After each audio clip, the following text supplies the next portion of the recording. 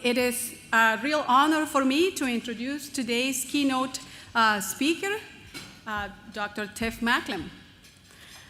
Tiff Macklem first joined the Bank of Canada in 1984, where he held various senior positions, including Chief of Research and Advisor to the Governor.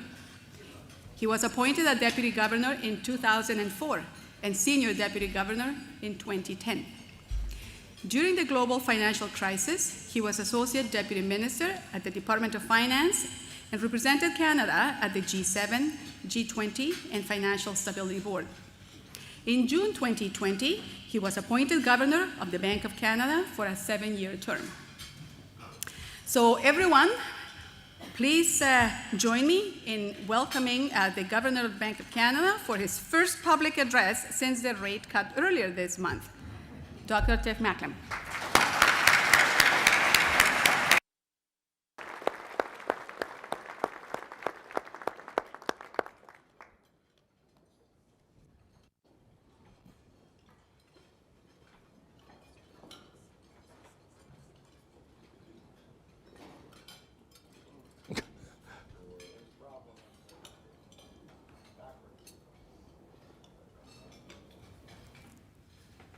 Sorry, just give us a minute here.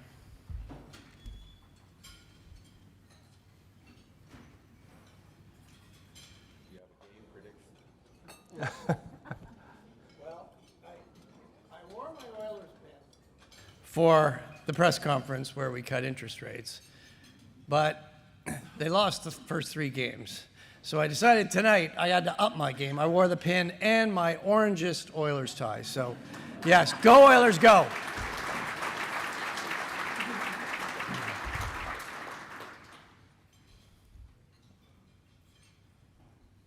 Sorry about this. We're having a technical problem. Okay. Now we're in business. Nothing, no, that one's not good.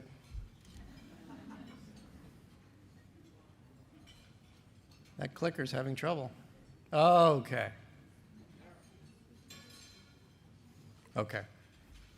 Well, look, good afternoon. It is a great pleasure to be here. Today is, of course, Saint Jean-Baptiste Day. Bonne fête à tous. Je sais que beaucoup des Franco-Manitobiens, une bonne Saint-Jean à toutes et à tous.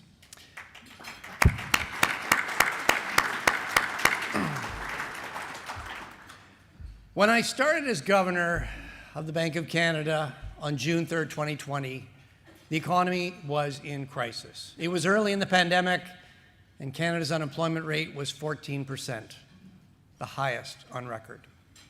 Inflation was well below the 2% target. It was actually slightly negative. The immediate priority was to avoid deflation and get the economy back on its feet.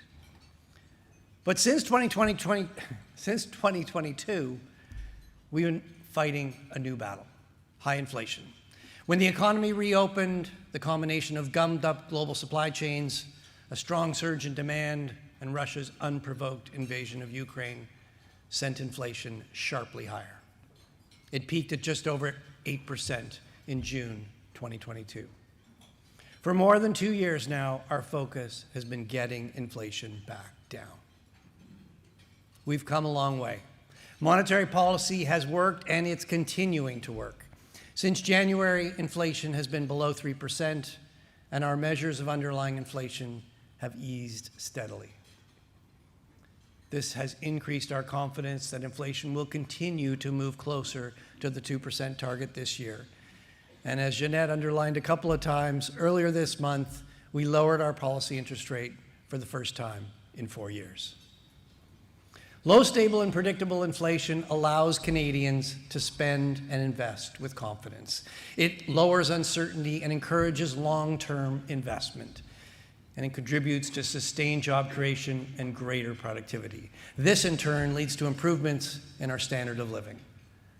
That's why price stability is our #1 priority. A key ingredient for price stability is a healthy labor market, one in which Canadians have the jobs they want, employers have the workers they need, and wages are growing in line, real wages are growing in line with productivity. Economists call this maximum sustainable employment, the highest level of employment the economy can sustain without triggering inflationary pressures. The health of the Canadian labor market is what I'm going to talk about today. In the 2021 renewal of our monetary policy framework, the federal government and the Bank of Canada agreed price stability is our primary objective. We also agreed monetary policy should continue to support maximum sustainable employment. Since then, we've done extensive work to bolster our analysis of labor markets. We published a new dashboard of labor market indicators, and we've updated those benchmarks each year. So where are we now, and what's ahead? With higher interest rates, spending has cooled, and businesses have scaled back their hiring plans. Strong immigration has also helped the supply of workers catch up with demand, bringing the labor market into better balance. But it's now getting harder to find a new job, and that's particularly affecting younger workers and newcomers to Canada. And it suggests the economy now has room to grow without building new inflationary pressures. If we look at the labor market over the longer term, what we see is that Canada's growing, inclusive, and well-educated labor force has been a key advantage for our economy. It's been our primary source of growth for the past 25 years, and sustaining this advantage is critical to achieving strong, non-inflationary growth going forward. Well, that's my speech in a nutshell. So, if that's all you need, you can start checking your smartphone. But if you're willing to stick with me for another 15 minutes or so, I'm going to take a closer look at Canada's labor market, both in the short run and the longer term. Quand la pandémie a frappé, la fermeture de l'économie a entraîné 3 millions de pertes d'emplois au Canada. 2 millions de personnes ont vu leurs heures de travail réduites. Grâce aux vaccins et aux mesures budgétaires et monétaires exceptionnelles, le marché du travail s'est redressé très rapidement. Quand l'économie a complètement rouvert, le marché du travail est vite passé de la reprise à la surchauffe. La demande a rebondi parce que les gens reprenaient les activités qui leur avaient manqué durant les confinements. Les entreprises avaient du mal à trouver du personnel. Le taux de chômage est descendu à 4,8% en juillet 2022. C'est un creux qu'on n'avait pas touché depuis les années 70. On s'est retrouvé tout au coup avec 1 million de postes vacants. Les pénuries de main-d'œuvre sont devenues de plus en plus graves. Les salaires se sont mis à grimper et l'inflation a dépassé 8% à son plus fort. L'économie était clairement en surchauffe. À partir de mars 2022, la Banque a beaucoup augmenté son taux directeur pour faire baisser la demande et les pressions sur les prix.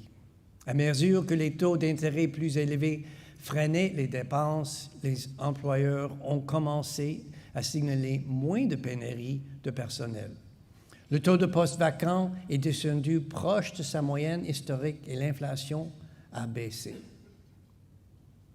À mesure que les postes vacants baissaient, le taux de chômage s'est mis à augmenter. Il était de 6,2% le mois passé. C'est juste au-dessus du taux d'avant la pandémie, quand le marché du travail était proche du niveau d'emploi durable maximal. Ici, au Manitoba, le taux de chômage était de 4,9% en mai. Ça reste inférieur à ce qu'il était juste avant le début de la pandémie. In November 2022, when we were raising our policy interest rate rapidly, I gave a speech about how we expected the labor market to adjust to higher interest rates and slower growth. I said that while the adjustment wouldn't be without some pain, it need not involve a sharp rise in the unemployment rate. With vacancies so high, much of the adjustment could come from businesses taking down job postings rather than laying off workers. This was based on what economists call the Beveridge curve, which shows the typically inverse relationship between job vacancies and the unemployment rate. The evolution of the beverage curve, as you can see in this chart, is a bit complicated, but it provides some insight into why the overall labor market has adjusted relatively smoothly to slower growth. So let me walk you through it. Before the pandemic, the economy was near full employment. Vacancies as a percentage of the labor force and the unemployment rate were both fairly low. That's the blue diamonds near the middle of the black curve. The pandemic severely disrupted the labor market. The unemployment rate rose rapidly to just about 14% in May 2020. That's the purple dot on the far right. With this disruption in the labor market, the entire beverage curve shifted up and to the right. We moved from the black curve to the orange curve. As the economy gradually reopened, job vacancies rose slightly and the unemployment rate came down quickly. This is reflected in movement from right to left along the orange beverage curve.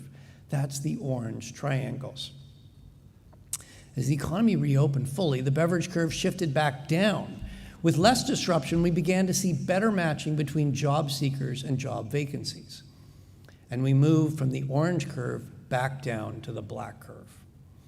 The unemployment rate fell to a 50-year low of 4.8%. That's the black dot at the top left on the black beverage curve. And as I said, we moved from the orange back to the old black curve. As we raised interest rates and the economy cooled, businesses started to scale back job postings, and higher immigration helped fill job vacancies. The combined effect saw vacancies decline considerably, moving down the steep part of the beverage curve. That's the green dots on the black curve. We're now approaching the same part of the curve that we were in before the pandemic. The red dot is our most recent data point, May 2024. Okay, so what does all this dynamic mean?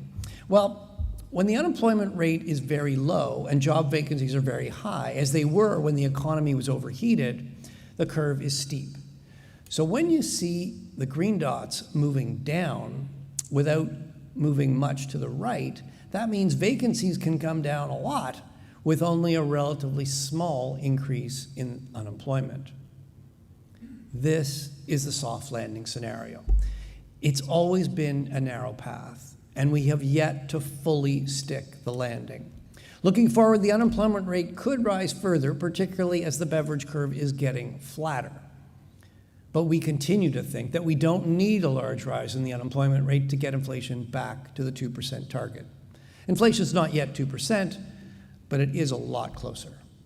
And with further and sustained easing in underlying inflation in recent months, we are more confident that inflation will continue to move closer to the target. So now turning to wage dynamics. When the labor market was tight and inflation was high, wage growth increased. And depending on the measure you look at, wage growth peaked between 4.5% and 6%. This was roughly twice the pre-pandemic average of 2 to 3%. With inflation now much lower and the labor market coming into better balance, we are starting to see evidence the wage growth is moderating. The latest numbers on a 6-month basis suggest wage growth has eased to about 4%. This is clearly down from the peak, but still above the pre-pandemic average. Now, the fact that wages are moderating more slowly and inflation is not, the fact that wages are moderating more slowly than inflation is not itself surprising. Wages tend to lag adjustment in employment. Going forward, we will be looking for wage growth to moderate further. In assessing the implications of wage growth for labor costs and inflation, it is important to separate out wage gains that reflect productivity improvements. Wage gains that are backed by productivity gains do not increase unit labor costs or inflationary pressures. In recent years, the number of higher paying jobs in the economy has grown more than the number of lower paying jobs. And what that means is that overall wage growth has been higher. To the extent that this reflects workers gaining valuable new skills or finding jobs that better match their skills, it shouldn't add to unit labor costs and inflation. So when we're assessing the inflationary implications of wage growth, we place more weight on wage measures that try to control for occupational shifts or labor cost measures. And these are running a little lower than other wage measures, particularly if you use the more timely 6 months rates of change. So that's the broad adjustment in the labor market. It's been a relatively smooth cooling. But the aggregate masks some important differences. Some workers are feeling the slowdown more than others. Employers may not be laying off workers in large numbers, but less hiring over the last year means it's harder to find that first job.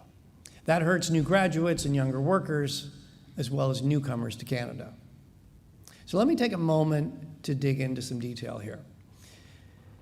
The unemployment rate for newcomers is rising much faster than the overall unemployment rate. Newcomers are taking longer to find a job. Look, that's hard on them. It's making it more difficult to integrate into the Canadian economy. It also suggests that the government has some room to slow the growth of non-permanent residents without tightening the labor market too much and causing significant labor shortages. If you look at younger workers, youth employment has also been softening. Again, the evidence suggests that people established in their jobs are not experiencing much of an increase in unemployment.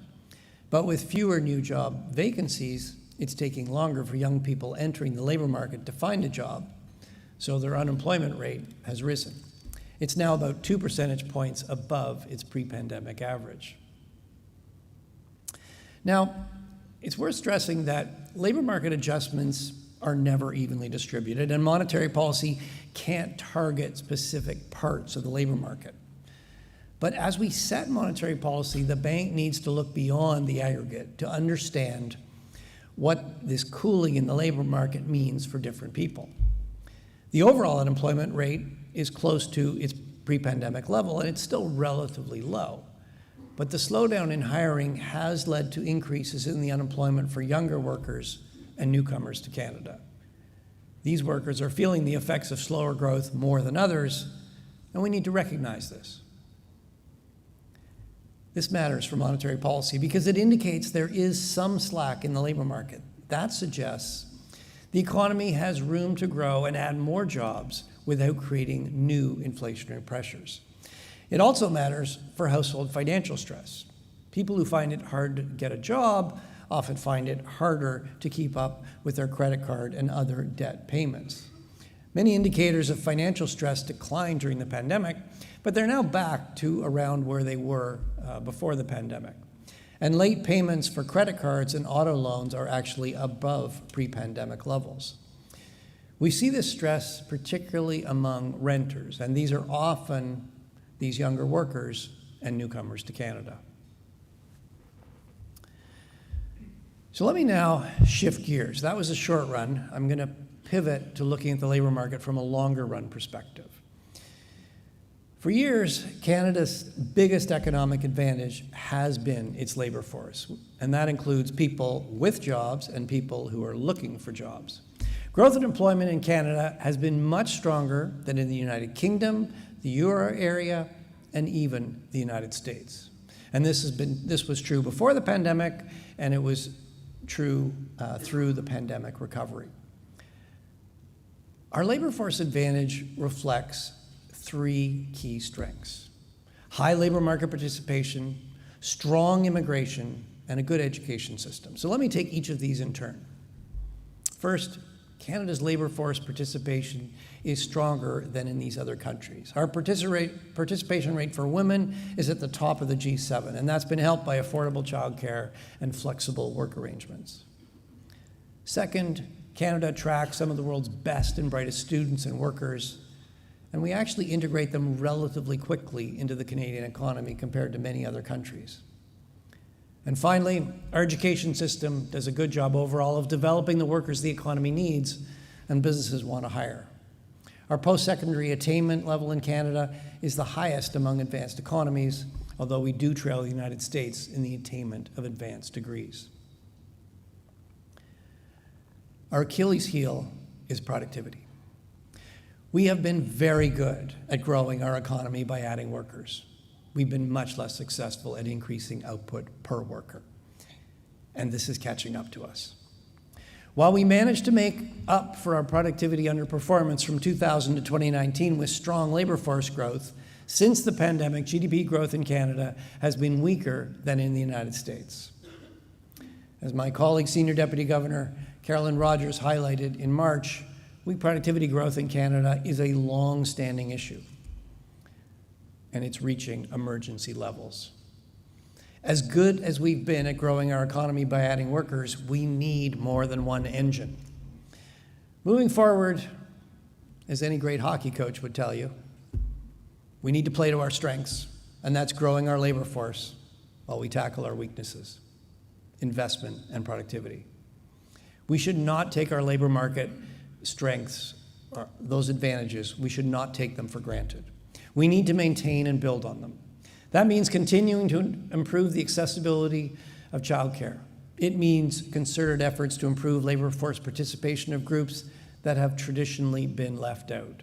And here I'm thinking especially of Canada's Indigenous peoples, a growing pool of young talent who have been excluded from economic opportunities for too long. It means aligning immigration to long-standing labor shortages in key areas like skilled trades. It means properly recognizing credentials and qualifications and experience of immigrants. And it means sustaining and enhancing our education system and ensuring it is developing students for the jobs of the future. Tackling our productivity problem will be harder, but it is vital. Productivity growth ensures our businesses are competitive in international markets. It pays for higher wages and it underpins rising standards of living. And with an aging population and limits to how many immigrants we can absorb each year, improving our productivity growth will become more important to sustained trend growth in Canada. Now, on the surface, the cause of low productivity growth in Canada is clear enough. On average, businesses in Canada invest much less per worker than they do in the United States. And with less investment in machinery and equipment, particularly information and communication technology, workers in Canada have less and older machines and computers to work with. And weaker investment in intellectual property means they have fewer innovations to help them work smarter, faster, and more efficiently. So it's not surprising they're less productive. But the deeper question is, why have we had systematically less investment in Canada than in the United States? Or to put the question in the positive, how do we make Canada more investable? Finding answer to these questions is going to be critical if we want to increase non-inflationary growth and raise the standard of living of Canadians. It's time for me to conclude. Price stability is our primary mandate, and a healthy labor market and price stability go hand in hand. If employment is well below its maximum sustainable level, the economy is missing jobs and incomes, and this puts downward pressure on inflation, pushing it below our 2% target. That's what happened early in the pandemic. When the economy is operating above maximum sustainable employment, businesses aren't able to find the workers they need to keep up with demand. That puts upward pressure on prices and pushes inflation above our target.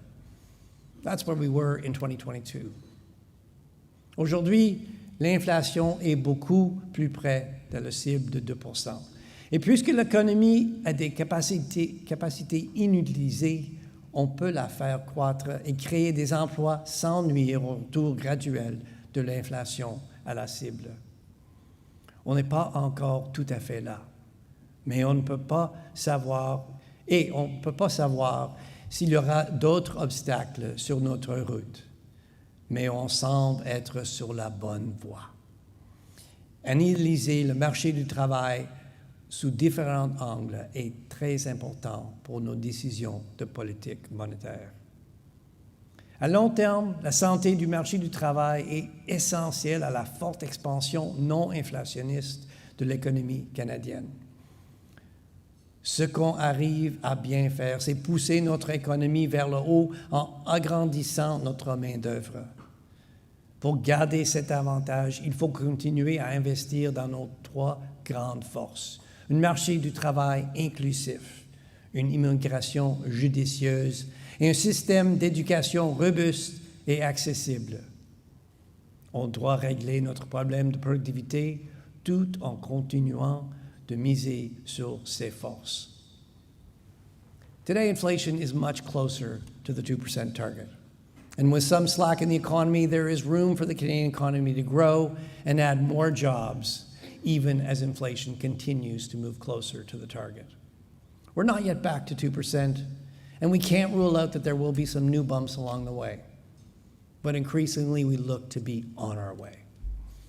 Assessing the health of the labor market from various angles is an important input into our monetary policy decisions. Beyond the near term, a healthy labor market is critical to strong, non-inflationary growth in Canada. We've been successful at expanding our economy by growing our labor force. To sustain this advantage, we need to keep investing in an inclusive labor market, smart immigration, and a strong and accessible education system. Let's not take these for granted as we tackle our productivity problem. Thank you.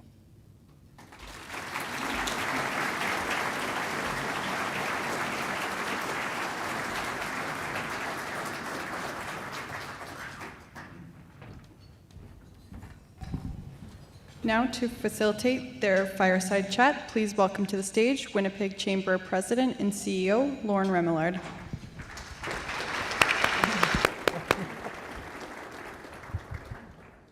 Governor Macklem, thank you very much. Great speech. Really appreciate you delivering it here in Winnipeg. And I think it'll be good luck. I think the Oilers will pull through. So just my prediction there. We don't have a lot of time, so I do want to jump into, we have a number of questions that our members had submitted. And the first one, of course, being inflation. During the last few years, inflation tended to be more of a theoretical concept than a practical reality for a number of Canadians. Inflation, though, has historically been transitory. But in the aftermath of the pandemic, we found that inflation was unexpectedly entrenched, as evidenced by the CPI median and trim. Going forward, what does the Bank of Canada plan on doing to better forecast and react to possible bouts of entrenched inflation? Well, look, we were surprised by how much and how rapidly inflation rose in 2022. And we have been asking ourselves some tough questions, and we have been looking at, well, why were we surprised? In July of 2022, in our monetary policy report, we provided a first accounting of our forecast errors. And what that showed is about 2/3 of the forecast error reflected international events. About the other 1/3 was domestic. And I think one of the key takeaways from that is, look, Canada's a very open economy. That's a big advantage for Canada. But global events can have a big impact. Global demand for goods was strong coming out of the pandemic. Global supply chains were heavily disrupted. Then you had Russia's unprovoked attack of Ukraine, which further pushed up oil prices and food prices. So the whole food complex, the whole sort of goods side of the price complex, goods price inflation rose very rapidly. And we can't influence what happens in global markets, but we do need to manage that. And as businesses, you need to manage that. And I know you are looking at your supply chains. You're thinking about how to manage that better. There are some domestic lessons, though, and we are taking these to heart. I think, as you mentioned, typically supply shocks have had a relatively, dare I say, transitory effect on inflation. What we saw this time was it's a lot easier to restore demand. Our interest rate policy affects demand. It's much harder to restore supply. And when supply is gummed up and demand is strong, that can have significant inflationary consequences. We've had supply shocks in the past. They've tended to be relatively temporary, and they haven't happened at the same time that we had a big surge in demand. But when you get a more persistent supply shock at the same time demand's really strong, yes, that can have a big effect on inflation. So that is something that we are building into our analysis, we are building into our models.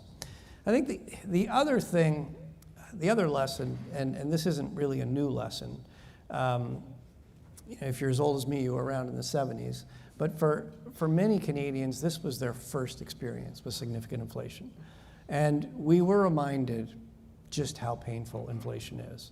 You know, you go to work, you work hard, you probably got a raise, but then you go to spend your money, you go shopping, and you realize, oh, this salary is not going as far as it used to.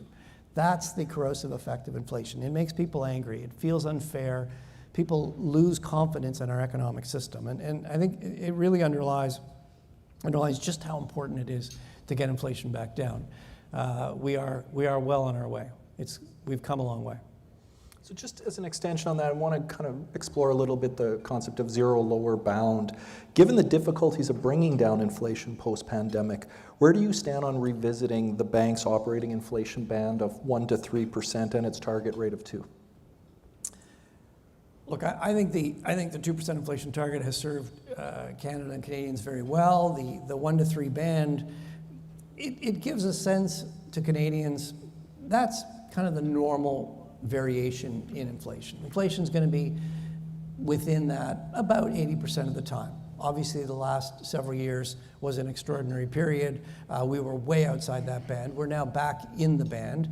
And if you want to stay in the band 80% of the time, you need to aim for the middle of the band. And we definitely want to get inflation back to the 2% target. One of the strengths of our monetary policy framework is that we review our framework every 5 years. We last reviewed it in 2021. The next review will be in 2026. We're not there yet, but it's not that far away. And I think one of the questions we will want to look at is the 2% target with the 1 to 3 band, is that fit for purpose going forward? Is that the best monetary policy framework for Canadians as we look forward? So we will review it, and we haven't started that work yet, but that certainly will come. So, and you touched on this previously, and staying a little bit with inflation, I want to talk a little bit about supply side cost push inflation. With the rise of globalization, and you touched on this in your speech and in the previous answer, globalization, international trade, commodities and their prices can now import inflation from abroad. A domestic policy like monetary policy, however, was not designed to adequately affect foreign supply side cost push inflation. So what ideas does the bank have to address this evolution? Well, it's a tough question. I mean,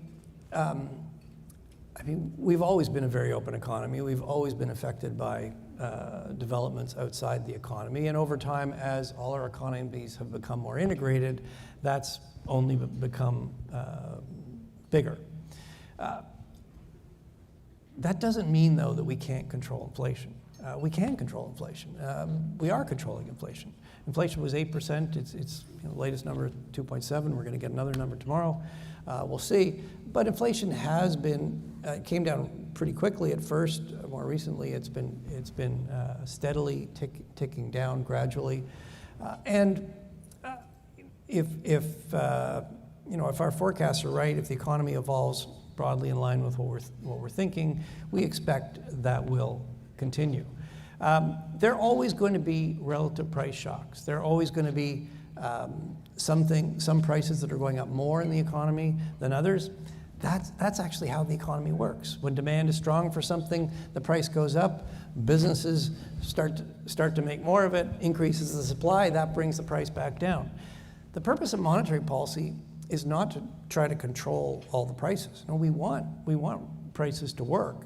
What we don't want is to have a generalized increases in prices. That's what inflation is. It's not one price going up. It's many prices going up, and that's what we saw back in 2022. If you look at the distribution of price changes, 80% of prices, the components in the CPI, 80% of them were rising faster than 3%. It was a very generalized price increase. That's inflation, and we want to get inflation back down to 2% because that's where the economy works better. So a big part of your speech, of course, was productivity. It's something that our members deal with. We know it's been an issue of concern for a while. I note the Bank of Canada's own communications around it, noting in 1984, Canada's productivity, 88% of the American economy per hour. Fallen by 2022, it had fallen to 71%. We know productivity's fallen 12 of the last 15 quarters. But I want to ask you, when we look at the steps that businesses taking, for businesses, they're often purchasing productivity-enhancing equipment with debt in US dollars. Currently, though, interest rates and exchange rates in the business cycle are not exactly favorable. So how do you respond to arguments that the bank should be more aggressive in rate reductions to support business productivity investment? If not more aggressive, what other solutions are proposed? As I outlined in my remarks, I mean, our productivity problem is longstanding. We've had weak productivity growth at low interest rates. We've had weak productivity growth at high interest rates. So, yes, obviously interest rates affects your investment decisions, but it's something deeper than monetary policy. And as I said, on the surface, you know, it's pretty clear. I mean, Canadian workers have less and older machinery and equipment and computers to work with, so it's not too surprising they're less productive. But the question is, why have we had less investment in Canada? I have to say, you know, I do find it puzzling. When I look at the economy, and you look across almost every sector of the Canadian economy, in almost every sector, we have a fabulous Canadian business that is investing, competing, winning in global markets. So it's not as if we can't do it. We can. And you look across every sector. I'm not going to name the companies, but I'm sure you could. The other thing we saw during the pandemic, you know, the economy goes over a cliff into the pandemic. What do businesses do? They invest heavily in new digital technology so their workers can work at home, so they can serve their customers remotely. The moment of highest uncertainty now, I realize, you know, nobody wants another crisis to force these kind of decisions, but we know the capability is there. And I think, you know, we need to ask ourselves some tough questions about why aren't we seeing systematically more investment in Canada.